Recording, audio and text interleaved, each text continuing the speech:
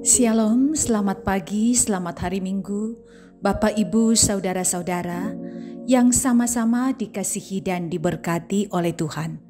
Syukur bahwa kembali kita bisa bertemu, menikmati persekutuan dengan Tuhan saat ini.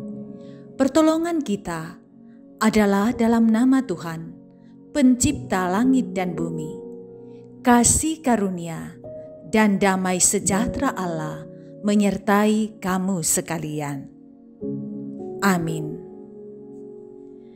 Kita akan membaca bahagian firman Tuhan menurut Renungan Harian Toraya, edisi Minggu 13 Februari 2022 yang terambil dari Lukas pasal 11 ayat 24 sampai 28.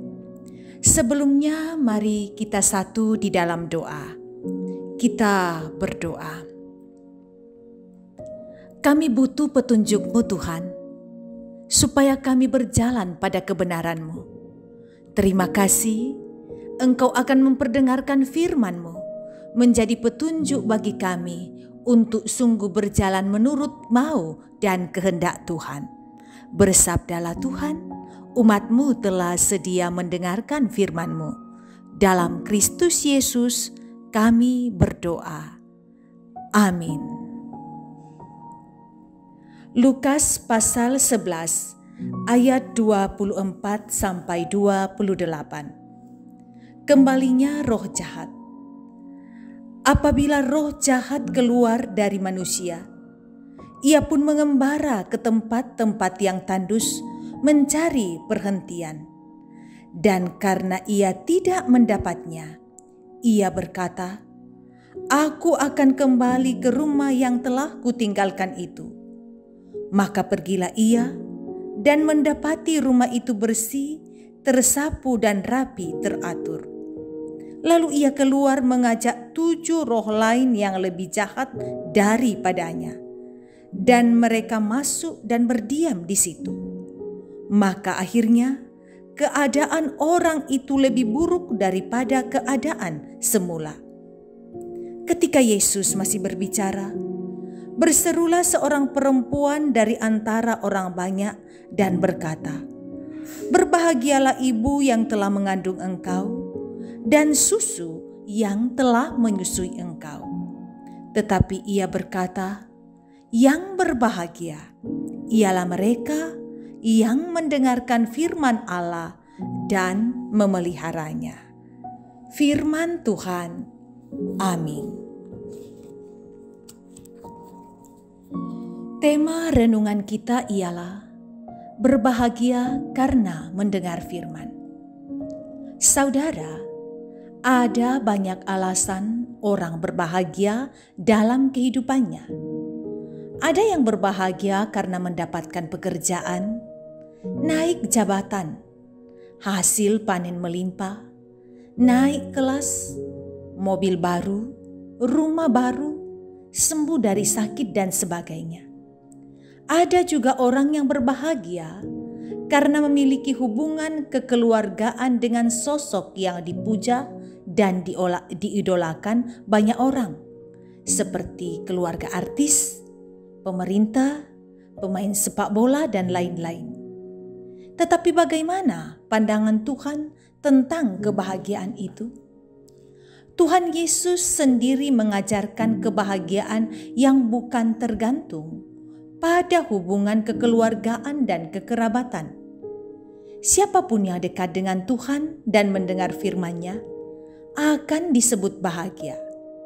Hal itu jelas ketika Tuhan Yesus tidak memberi perhatian lebih pada ibu dan saudara-saudaranya, melainkan kepada mereka yang mendengar firman Tuhan. Tetapi bukan hanya sebatas mendengar firman itu, tetapi juga melakukan dalam kehidupan.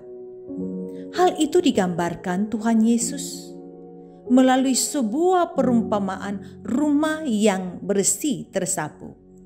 Bukan berarti suci dan tak ternoda, melainkan rumah yang kosong tanpa firman.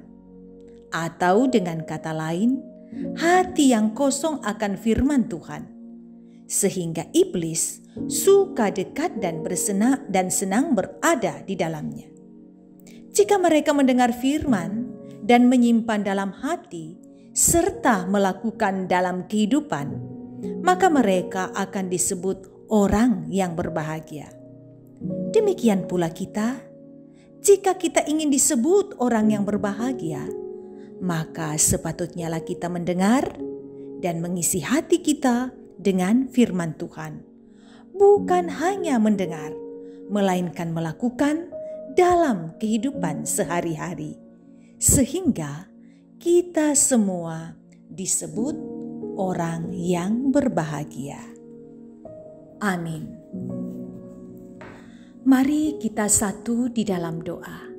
Kita berdoa. Mulialah Engkau ya Bapa di sorga, Allah yang selalu menuntun kami melakukan kebenaran. Terima kasih Engkau memberikan pandangan rohani kepada kami, bahwa ukuran kebahagiaan bukanlah dengan memiliki keluarga yang harmonis dan karib. Ukuran kebahagiaan bukanlah ketika kami memiliki ini dan itu dalam hidup kami, tetapi kebahagiaan ialah ketika kami tidak hanya rindu mendengar firman, tetapi juga melakukannya. Buatlah kami menjadi pribadi yang sungguh selalu merindukan firman Tuhan dan melakukan dalam hidup ini. Kami berdoa kepadamu Bapa di sorga, mendoakan jemaat-Mu dalam menjalani hari Minggu ini. Semoga ada sukacita menikmati ibadah bersama dengan jemaat, baik yang menikmati dari rumah lewat live streaming maupun yang mengikuti ibadah di gedung gereja. Mendoakan anggota jemaat yang sedang bergumul karena sakit penyakit, termasuk jika ada di antara yang mengikuti ibadah ini yang bergumul karena sakit. Tuhan lawat mereka, berikan pengharapan, yakinkan Tuhan sekali-kali tidak akan meninggalkan, dan sekali-kali Tuhan tidak akan membiarkan. Semoga pada waktunya yang sakit bisa dipulihkan, tambahkan iman dan pengharapan dalam hati. Yang bergumul masalah lain, kami pun serahkan kepadamu. Buatlah mereka selalu menaruh pengharapan Tuhan akan menyelesaikan perkara untuk mereka. Kami mendoakan mereka yang merencanakan sesuatu, ingatkan melibatkan Tuhan. Kami berdoa untuk mereka yang dipertemukan dengan hari-hari yang menyenangkan. Ajar mereka untuk bersyukur kepada Tuhan yang berulang tahun ataupun ulang tahun pernikahan, ataupun ada hal-hal yang mereka temukan yang membuat mereka berbahagia. Ajar bersyukur kepada Tuhan. Orang-orang tua kami lansia yang dari segi fisik sangat terbatas dan kekuatan terbatas, Tuhan berikan iman bahwa Tuhan ada untuk mereka selalu. Sertai majelis gerejamu, bekerja sama dengan anggota jemaat, senantiasa bersatu padu untuk selalu berakar, bertumbuh dan berbuah di dalam Tuhan. Berkati pemerintah bisa mengayomi masyarakat Indonesia, membawa Indonesia kepada keadaan yang jauh lebih baik. Mendoakan keadaan COVID-19 yang belakangan semakin naik angka penularannya. Tuhan jaga kesehatan kami. Semoga di dalam nama Tuhan kami tetap kuat, kami sehat. Yang sakit Tuhan jamah dan sembuhkan. Ini doa kami Tuhan. Kami bawa dalam nama Yesus, Tuhan dan Juru Selamat kami yang hidup. Amin. Terimalah berkat Tuhan. Tuhan memberkati engkau dan melindungi engkau. Tuhan menyinari engkau dengan wajah-Nya dan memberi engkau kasih karunia. Tuhan menghadapkan wajah-Nya kepadamu dan memberi engkau damai sejahtera. Amin. Saudara, demikian ibadah kita pagi hari ini. Kasih dan sukacita kiranya selalu memenuhi ruang hati kita. Tetap berjalan bersama dengan Tuhan. Dan salam sehat untuk semua keluarga. Tuhan memberkati.